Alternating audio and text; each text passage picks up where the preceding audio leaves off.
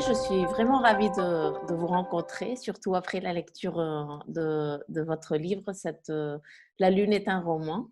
Alors, je voulais commencer parce que je sais que vous êtes astronome, vous êtes astrophysicienne, mais quand je lisais le livre, j'avais l'impression d'être en train de lire aussi l'histoire d'un rêve, d'une passion. Et je crois que ça a commencé pour vous quand vous étiez vraiment très, très jeune, quand vous aviez 8 ans, c'était ça? C'était ça, oui, à peu près. En fait, c'est un bouquin, et enfin, une partie d'une encyclopédie qui avait Mhm. une astronomie, de très belles images. Et c'est vrai que je m'étais dit que j'aimerais travailler avec ces objets célestes dans le futur. Donc, ça a démarré comme ça. Mhm. Et pourquoi est-ce que vous croyez que vous avez été aussi fasciné par des images? C'était quoi? C'était des étoiles? C'était quoi que vous avez vu? C'était des images de planètes surtout. euh, Mhm. et même l'histoire des planètes et enfin, le fait de se dire que c'est au-dessus de nos têtes, c'est tout ça en fait qui m'a beaucoup intriguée et qui m'a donné envie d'en savoir plus sur ça. Non, je disais du coup que c'était des images de planètes surtout qui m'avaient beaucoup touchée. Et aussi le fait de me dire que c'était au-dessus de nos têtes et très très loin. Et du coup, je me suis dit, bah, j'aimerais passer ma vie à regarder vers le ciel et connaître plus en fait sur ce qui nous entoure. Et vous avez su quoi faire? Parce que quand vous dites à la maison, je crois que je veux faire ça, est-ce qu'on vous a tout de suite dit, ah parfait, c'est une super bonne idée? Est-ce que ça les a surpris? Comment ça s'est passé? Non, c'est passé comme une lettre à la poste en fait. Enfin, on dit, enfin, parce que comme je suis une enfant, donc ils se disent, oui, bon, on a dit ça aujourd'hui, on verra demain. Donc ils m'ont laissé en fait, il n'y avait pas de. Voilà. C'est comme si j'avais dit que je ferais un autre métier, je ne sais pas, chanteuse, je pense que ça aurait été la même réaction. Alors, je voulais vous demander, parce que je crois que vous avez travaillé, j'avais vu une petite interview qu'on vous avez fait il y a 5 ans, et vous expliquiez que vous étiez une femme de ménage de l'espace. Et ça m'a fait rigoler, mais en fait, c'est vrai que vous avez travaillé avec des débris spatiaux, pardon. Alors c'est vrai que quand j'ai dit ça, c'était une blague aussi, c'était pour faire rire autour de moi. Mais malheureusement, je me suis rendu compte que maintenant, au lieu de m'appeler astronome, les gens vont m'appeler femme de ménage, hein, en fait. Ah, Ouais. Et c'est pardon. non, non, pas de souci, mais en fait, c'est ça que je me suis rendu compte que malheureusement, il y a des blagues que je ne peux pas faire parce que sinon, ça va me coller à la peau, en fait. Donc, c'est très dommage. Mais sinon, à part ça, concernant les débris spatiaux, c'est vrai que bah, c'est une forme de pollution qui est autour de notre Terre. Mhm. Et comment est-ce que vous vous en occupez? Qu'est-ce qu'il faut faire avec ces débris? Alors, il y a beaucoup de choses à faire avec les débris spatiaux. Il y a connaître leur comportement dans l'espace, pardon, en combien de temps ils rentrent, euh, les risques qu'ils rentrent en collision avec des satellites qui sont en mission, aussi le risque qu'ils rentrent sur Terre, en combien de temps. Enfin, il y a énormément de choses. Et aussi de l'autre côté, c'est faire des blindages pour les satellites pour être sûr que même s'il y a un débris qui tombe dessus, que le satellite soit le moins impacté possible. Et de l'autre côté aussi, c'est s'assurer de nettoyer l'environnement autour de la Terre à un moment donné. Parce que là, on a vraiment des millions de débris. Et avec le temps, en fait, ça ne fait qu'augmenter. Mhm. Là, je pense à ce que vous venez de me dire, des blagues que vous ne pouvez pas faire. Je voulais parler de ça justement avec vous un peu plus tard, mais puisque le sujet s'est présenté maintenant, c'est beaucoup plus difficile pour une femme de faire cette profession que pour un homme, je crois, encore, malheureusement. Et vous parlez dans votre roman, vous dites que c'est une espèce de club privé où il y a 90% d'hommes et que 10% de femmes encore en 2020. Alors, c'est vrai que c'est assez particulier parce que là, je prends l'exemple, par exemple, des astronomes. Donc, il y a quand même pas mal de filles, hein, de femmes, pardon, qui font une thèse d'astronomie. Mais après, en fait, on voit qu'il y a un fossé entre le nombre de femmes qui ont une thèse d'astronomie et le nombre de femmes qui vont occuper un poste de chercheur. Et en fait, dû au fait qu'après la thèse, il faut aller à l'étranger, faire des CDD, enfin, des contrats temporaires, soit au Brésil, soit aux États-Unis, Allemagne, etc. Et en fait, les femmes qui arrivent à la trentaine vont avoir la problématique de fonder une famille et d'être en mesure en fait d'avoir un tel rythme en sachant que après la thèse, en moyenne, on va dire qu'il faut au moins 4 5 ans, voire plus, pour obtenir un poste. Et c'est là où les femmes décrochent malheureusement. Et donc, c'est pour ça qu'on n'a pas encore beaucoup de femmes euh, qui sont vraiment chercheurs permanents dans le domaine de l'astronomie. mais les chiffres augmentent dans le domaine du spatial et de l'astronomie. C'est juste que ça prend peut-être un peu beaucoup de temps, mais ça avance. Heureusement. Oui. Écoutez, La Lune est un roman. Qu'est-ce qui vous a porté à écrire ce livre? Et surtout, j'ai beaucoup aimé le fait de parler de roman quand on parle de la Lune. Alors, c'est vrai que, il y a quelques années, je voulais écrire un livre, mais bon, je savais que pour écrire un livre, il faut un éditeur, etc. Donc, j'ai mis l'idée de côté et c'est vrai que c'est Slatkin et compagnie qui m'a contactée pour ce projet. Et là, j'étais très heureuse parce que du coup, j'étais accompagnée pour mener à bien ce projet. Et pourquoi un roman? C'est parce que la Lune, c'est pas seulement un objet d'étude scientifique. La Lune, c'est plein de choses. La Lune, elle est dans nos contes, elle est dans nos mythes, elle est dans des croyances. En fait, c'est un astre qui est tellement riche dans plein de domaines qu'on ne pouvait pas la limiter en fait aux missions Apollo, par exemple. Et donc, Mhm. comme je dis, la Lune est un roman parce qu'il y a beaucoup, beaucoup de choses. Et même encore aujourd'hui, avec le retour vers la Lune prévu par la NASA en 2024, on se rend compte encore une fois qu'il n'y a pas que le côté scientifique et politique en fait, qui fait qu'on a cet attrait pour ce satellite. En fait, vous dites au début, la Lune, elle a toujours été là. Pour les êtres humains, c'est ça que je trouve intéressant, c'est que en gros, durant toute l'histoire humaine, la Lune était présente, tandis que les planètes qui sont dans le ciel, ce sont des petits points en fait. Et on ne pouvait pas forcément savoir que c'était une planète. Mais la Lune, on savait tous que c'était la Lune. C'est pour ça que je trouve qu'elle est vraiment riche, parce que vraiment, c'est un héritage qui est partagé par tout le monde. Oui, en fait, vous parlez de plusieurs civilisations, de différentes mythologies qui parlent de la Lune et pour qui leur histoire est vraiment liée à l'histoire de la Lune. Exactement, mais je pense que si on avait la possibilité de le faire pour chaque pays, on trouverait forcément au moins un récit où la Lune apparaît. Mhm. Vous dites que pour connaître notre histoire, il faut qu'on connaisse aussi l'histoire du ciel, qu'on sache le contempler, parce qu'en fait, avec les étoiles, c'est un peu notre famille aussi. C'est ça, on est à plus de 90% de poussière d'étoiles. Et donc, du coup, il y a une nécessité de comprendre comment ces étoiles naissent, de connaître tous les processus en cours en fait, dans la vie d'une étoile. Mhm. Écoutez, je dois avouer, quand j'ai ouvert le livre, j'avais peur de ne pas comprendre de certaines choses, mais au contraire, je suis ravie. J'ai appris tellement de choses et c'est quelque chose que je trouve super dans votre livre, c'est que c'est un livre très accessible. On va apprendre beaucoup de choses, mais on comprend tout. Il faut faire parfois peut-être un petit effort, mais pas un grand effort. Et à la fin du livre, quand on le ferme, on se dit qu'on a appris beaucoup, beaucoup de choses. Vous dites aussi que la Lune, elle est toujours là, mais il y a tellement, tellement de connaissances qu'on ne connaît pas en fait. Exactement, même le scénario de formation de la Lune, il y a encore des zones d'ombre aujourd'hui. Il y a des questions auxquelles on ne sait pas répondre.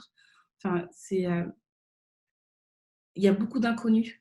Même si on connaît maintenant pas mal de choses, il y a toujours beaucoup d'inconnus. Et aussi, les missions Apollo ont rapporté à peu près 380 kg de roches lunaires, ce qui est très peu en fait.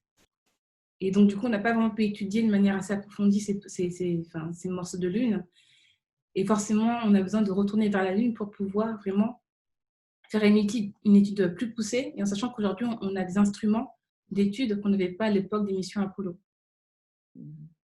En fait, vous nous racontez un peu, l'histoire de la Lune est encore un peu inconnue et il y a eu plusieurs thèses sur qu'est-ce qui s'est passé.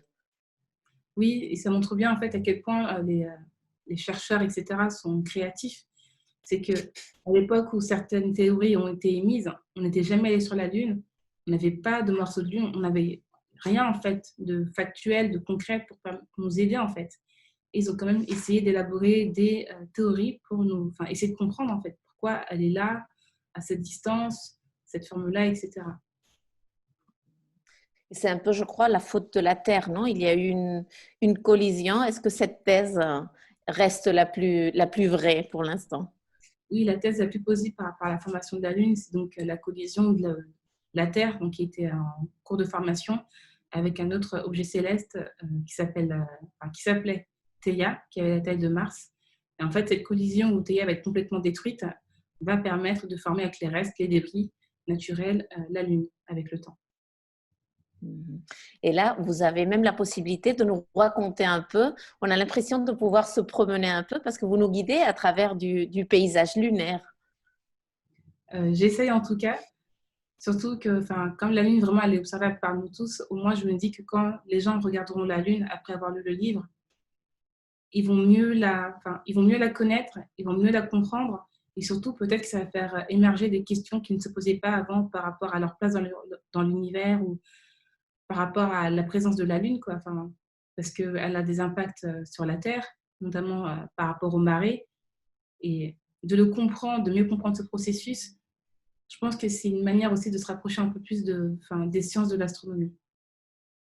Et vous partez aussi de l'hypothèse, qu'est-ce qui se passerait sur la Terre si la Lune n'existait pas? Ce serait la catastrophe un peu. Exactement, parce qu'en fait, la Lune, elle a joué vraiment un rôle de stabilisateur pour la Terre. Et je trouve que aussi, pareil, le fait de le savoir, on se dit que quand même, il y a des choses qui ont vraiment été faites pour qu'on puisse être là, quoi. Mhm. La Lune, elle a servi aussi comme mesure du temps. Oui, et dans plusieurs civilisations, parce que la Lune, bon, elle a un cycle qui dure 29 jours et demi, on va dire, Mhm. et est facile pour un être humain de reconnaître. En plus, ces phases sont faciles à discerner, le premier croissant, le premier quartier, etc. Tandis que le Soleil, c'est un cycle qui est sur 365 jours, 365,25 jours. Donc, c'est beaucoup plus compliqué. Et aujourd'hui, la Lune, on la retrouve encore comme maîtresse du temps, notamment dans le calendrier musulman, qui est un calendrier qui est lunaire. Mhm. De toutes les histoires que vous racontez, de toute la mythologie, est-ce qu'il y en a une qui est votre préférée? Est-ce que vous avez eu du mal, j'imagine, parce qu'il y en a tellement que vous avez eu du mal à choisir ce qui restait dans le livre et ce qui ne restait pas dedans? Alors, j'aime toutes ces mythologies parce que je trouve qu'elles ont chacune, de voir la créativité en fait de chaque peuple, je trouve ça super intéressant. Et comment j'ai fait mon choix, c'est vrai que je me suis dit, bah, voici les thèmes que je veux traiter dans le livre. Quelle mythologie permet d'expliquer en fait ce fait scientifique sur la Lune. Donc c'est comme ça que j'ai choisi. Mhm. Et en fait, il y a aussi beaucoup d'éléments littéraires dans votre livre aussi, parce que la Lune n'a pas été seulement l'intérêt de scientifiques, mais aussi de beaucoup d'hommes de lettres. Je ne sais pas si je peux le dire comme ça. Aussi exactement, et d'ailleurs c'est plus ou moins le sujet de mon deuxième livre. Et on se rend compte en fait que la Lune, elle a beaucoup inspiré, que beaucoup de gens ont imaginé des voyages sur la Lune et ce qu'on pourrait y trouver. Et pareil, en fait, c'est une manière de montrer aux gens, regardez comment la Lune a inspiré. Elle est dans des textes qui datent d'il y a des centaines d'années. Donc ça montre bien en fait qu'elle a vraiment une présence assez forte dans l'histoire de l'humanité. Mhm. Et en fait, dans des romans de Jules Verne, mais aussi dans Tintin, quand j'étais petite, je lisais Tintin, je voulais aller sur la Lune moi aussi. Exactement. Et je suis sûre que c'est très connu en fait, le voyage vers la Lune. Mhm. Vous avez parlé d'un deuxième livre, Oui, c'est mon deuxième en fait. C'est ça. Et Lettre à la Lune. c'est ça. Et en fait, j'ai repris en fait, j'ai choisi des textes qui parlaient où la Lune apparaît comme personnage ou dans une autre position, on va dire. Et c'était de montrer en fait comment la Lune avait inspiré, soit dans des chansons, dans des textes, dans des romans. C'est vraiment, montrer en fait la pluralité en fait de ce qu'on peut faire avec la Lune. Donc, quand on vous a proposé de faire un livre, c'était depuis le départ la Lune. Ça ne pouvait être que la Lune. Pour moi, oui, parce que pour moi, la Lune, elle est accessible. On y est déjà allé. C'est 3 Mhm. jours de voyage, si je peux me permettre. Tandis que Mars, pour moi, c'est beaucoup trop lointain, c'est beaucoup plus de risques, beaucoup plus compliqué. Tandis que la Lune, je sais que c'est un objectif qu'on peut mener à terme, qui est clairement accessible.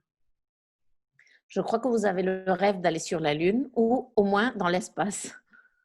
Oui, après, aller sur la Lune, ce serait le numéro un, mais on verra si je réussis la sélection d'astronautes de l'Agence spatiale européenne.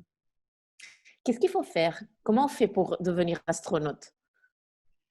Alors, il y a donc le meilleur chemin, c'est donc de passer, en tout cas dans mon cas en tant que Française, C'est la sélection d'astronautes de l'Agence spatiale européenne. Et il faut avoir un diplôme scientifique, être soit pilote, soit chercheur, par exemple, ou ingénieur. 3 ans d'expérience professionnelle. Je sais que pendant le concours, il y a des tests psychotechniques, des rencontres avec des psychologues, des tests médicaux qui sont très, très poussés. Voilà ce que j'en sais. Après, le reste, je ne sais pas parce que, enfin, ce que j'avais lu quand ils avaient recruté la dernière fois, c'est que les candidats, les derniers étaient tellement bons que choisir entre eux, c'était vraiment, vraiment enfin, très, très difficile.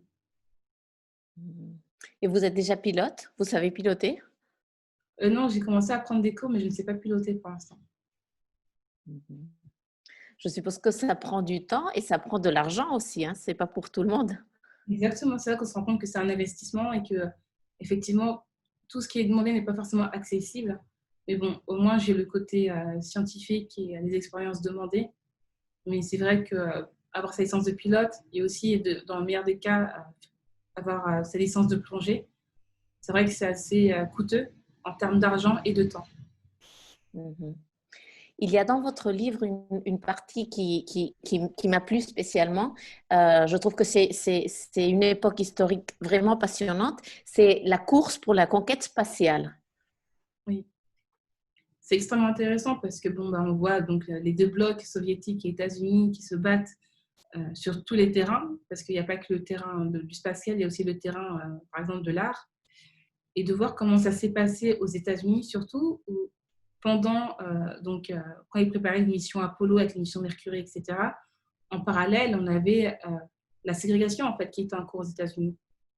Et en fait, de voir tout ça se mélanger, de voir après les missions Apollo que c'est presque un demi-million de personnes à qui on a fait appel, ça coûtait des centaines de millions de dollars, et de voir que plus ou moins une fois qu'ils y sont arrivés, et ben en fait, tout a été arrêté.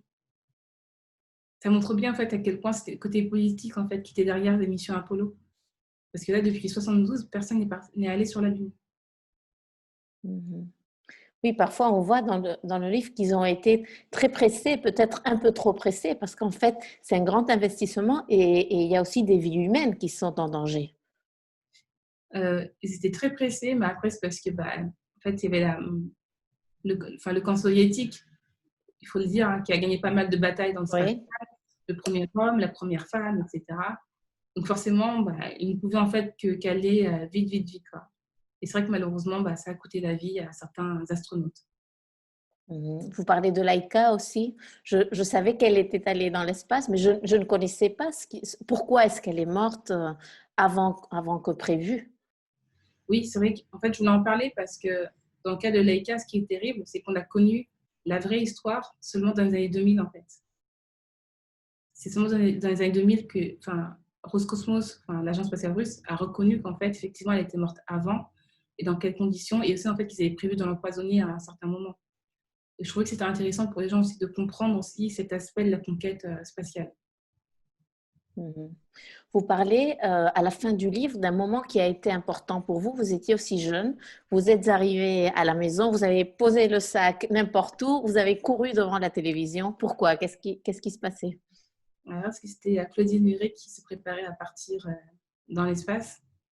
Et c'est vrai que, à l'époque, je ne savais pas forcément, mais en fait, c'était une Française qui partait dans l'espace.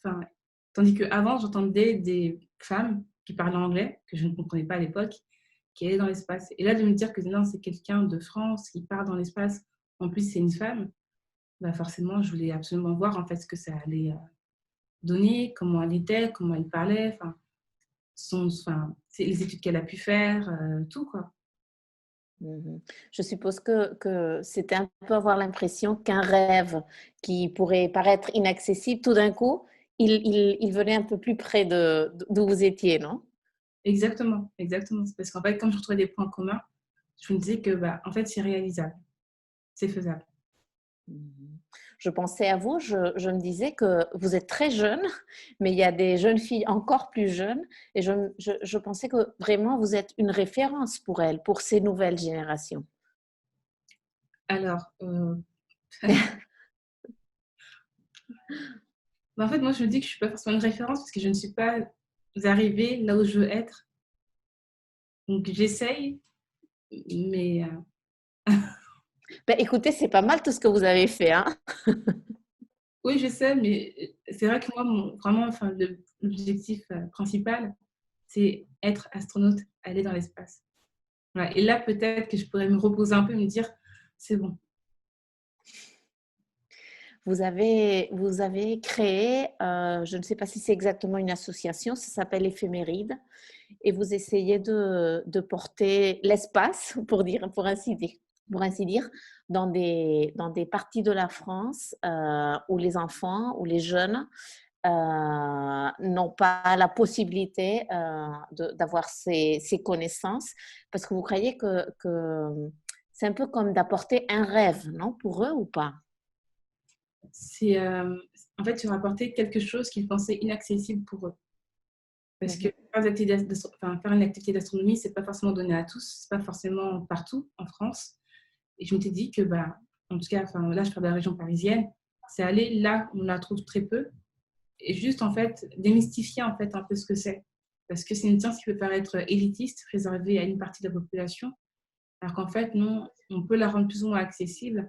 Il faut juste qu'on aille à la rencontre de ces gens-là. mhm. Ce n'est pas votre seul projet. C'est pour ça que je disais que vous êtes très jeune, vous avez fait beaucoup de choses. Vous avez commencé un projet qui est devenu, je crois, une start-up et vous travaillez sur le sujet de l'eau au Mali pour éviter son gaspillage, c'est ça? Exactement, éviter son gaspillage et aussi, en fait, bien qu'au Mali, par exemple, 80% de la population travaille dans le secteur agricole, la plupart sont en état de pauvreté et ils ne sont même pas en état d'autosuffisance alimentaire. Et du coup, c'était mettre à disposition un système d'irrigation intelligent qui leur permettrait donc, enfin, d'avoir un meilleur rendement tout en respectant en fait les ressources naturelles disponibles. Mhm. Est-ce que vous pensez que ce projet pourra aller dans plusieurs pays en Afrique? Oui, c'est l'objectif. Donc, l'objectif, c'est vraiment d'abord le Mali, puis la région ouest africaine en priorité. Mhm. Euh, Quand je lisais votre livre, je pensais que vous m'avez donné des réponses à des questions que j'avais, mais aussi vous m'avez expliqué des choses que je ne connaissais pas et que je ne savais pas qui étaient tellement intéressantes. Je suppose que c'était aussi un défi de publier un livre sur la Lune qui, en principe, c'est vrai, on est tous fascinés par la Lune, mais on n'a peut-être pas cette curiosité. Avec votre livre, j'ai découvert qu'il y avait une curiosité que je ne savais pas que j'avais. Oui, en fait, je pense que c'est parce qu'on est tellement la tête dans notre vie quotidienne, les choses à gérer, les factures, le travail, etc., que on perd un peu l'habitude de regarder le ciel. Et ça, je me disais que le livre, ce serait un arrêt où on pourrait prendre le temps d'en apprendre plus sur la Lune et peut-être de se reconnecter en fait avec l'environnement extérieur et surtout de plus lever la tête que de la baisser. Mhm. Est-ce que vous avez l'impression d'avoir tout raconté sur la Lune? Clairement que non. Là, il faudrait que j'écrive des tomes pour vraiment enfin, raconter énormément de choses sur la Lune. C'est vraiment... Non, enfin, le livre, c'est infime par rapport à ce qu'on peut raconter sur la Lune. Mhm. Elle reste mystérieuse, vous le dites aussi. Elle reste toujours mystérieuse. Encore une fois, parce qu'il y a des choses qu'on n'arrive pas à comprendre la concernant. Et qu'est-ce que vous vous demandez, vous, sur la Lune? Qu'est-ce que vous voudriez savoir qu'on ne peut pas répondre encore? Voilà. Peut-être que j'aimerais comprendre, parce qu'on sait que c'est une collision qui a mené à sa naissance, mais en fait, dans cette collision, il y a des éléments dans les roches qui sont là. On ne sait pas forcément comment et pourquoi enfin, pourquoi ils sont là en fait. Et ça, j'aimerais beaucoup l'apprendre, mais après, c'est vrai que pour la Lune, ce que j'aimerais, c'est vraiment être dessus et de pouvoir observer la Terre. Ça doit être beau, hein? Ça doit être super beau, ouais. Ouais. Bah, j'espère vous le raconter d'ici quelques années. J'espère vous rencontrer à nouveau pour que vous me racontiez votre expérience. Avec Merci beaucoup, Fatoumata. J'ai vraiment le désir de vous voir sur la Lune. Sachez que si ça se passe, je ferai comme vous quand vous étiez jeune et j'arriverai avec mon sac, je vais le poser n'importe où pour voir votre arrivée. J'espère qu'elle ne va pas être questionnée parce que dans votre livre, vous parlez aussi de ces fausses idées qu'en fait, on n'est pas allé sur la Lune. C'est incroyable encore. C'est incroyable encore, mais ça montre, en tout cas pour moi, qu'on ne donne pas à la science la place qu'elle devrait occuper en fait à la télé. On a plus du divertissement, mais on n'a pas forcément assez d'émissions scientifiques pour pouvoir permettre aux gens de comprendre facilement et aussi de savoir directement que cette théorie, elle est fausse. Et pourquoi? Pourquoi parce que j'ai l'impression qu'on a un peu peur de la science parfois. Pourquoi? Peut-être parce qu'on ne l'a pas... Je pense que c'est parce qu'il y a un espace vide qui a été laissé à de mauvaises personnes, si je peux me permettre. Et vraiment aussi, je pense que c'est parce il faudrait, on va dire, qu'il y ait plus de scientifiques qui viennent sur la place publique pour expliquer en fait plein de choses et même ce qu'on pense être la base de la base, pourquoi on voit toujours la même face de la Lune, des choses comme ça. Vraiment que la population ait une bonne culture générale dans les sciences en général, enfin, dans les sciences astronomie, biologie, etc. Oui, ça nous manque, ça manque beaucoup et vous en parlez aussi dans votre livre. Est-ce que ça a été difficile d'en parler dans un langage qu'on peut tous comprendre? C'est vrai qu'il y a certains thèmes, pour moi, c'était difficile de les rendre accessibles. Mais je me dis que, selon moi, ça fait partie de la mission d'un scientifique. Il y a le travail de recherche scientifique, mais aussi le travail de rendre accessible ce qu'on apprend, de vraiment retirer la complexité pour qu'au moins les autres personnes qui ne sont pas spécialistes puissent aisément comprendre ce que l'on fait. Oui, surtout parce que j'ai l'impression que quand on commence, c'est-à-dire après votre livre, on a plus de questions. Alors, il y aura des gens qui vont aller explorer un peu plus loin et je suppose que le niveau augmente aussi. Et voilà, exactement. Et c'est ça, en fait, qui fait plaisir. C'est au moins que les gens vont se questionner, mais comment ils auront des bases plus ou moins solides pour pouvoir avancer sereinement. Mhm. Est-ce que vous avez du feedback de lecteurs? Oui, j'ai eu des feedbacks. Et c'est vrai que les gens étaient surtout contents d'avoir des petites bribes de culture générale par rapport à la Lune, de comprendre exactement comment une éclipse fonctionne, euh, les périodes entre éclipses, aussi pourquoi c'est la même phase de la Lune, aussi d'en savoir plus sur les missions Apollo, comment ça s'est passé en interne. Non, parce que c'est vrai que je disais qu'on a parfois un peu peur de la science, mais c'est vrai que l'espace nous fascine, les astronautes. Exactement. C'est vrai, c'est vrai. Et d'ailleurs, ça me fait aussi, certains ne connaissaient pas forcément qui étaient les astronautes qu'on a actuellement en fait. Enfin, en France, ça va, quasiment tout le monde connaît plus ou moins Thomas Pesquet, donc ça c'est une bonne nouvelle. Mhm, Et de connaître les autres qui ne sont pas français, là par contre c'était un peu problématique. Mais bon. mhm. Et des femmes, on n'en connaît pas de femmes astronautes. Alors là, actuellement, il y a Samantha Cristoforetti, qui est d'origine italienne, et il faut savoir que c'est seulement la seconde femme européenne astronaute. La seconde seulement. Seconde seulement. Waouh. Ouais. Prenez vite votre licence de pilote. On vous attend. Le monde vous attend. Et la Lune vous attend surtout. Bah, j'espère. Merci beaucoup, Fatoumata. Félicitations et à la prochaine. J'espère que ce sera au retour de la Lune. Ce serait magnifique. Avec plaisir. Merci beaucoup. Merci beaucoup.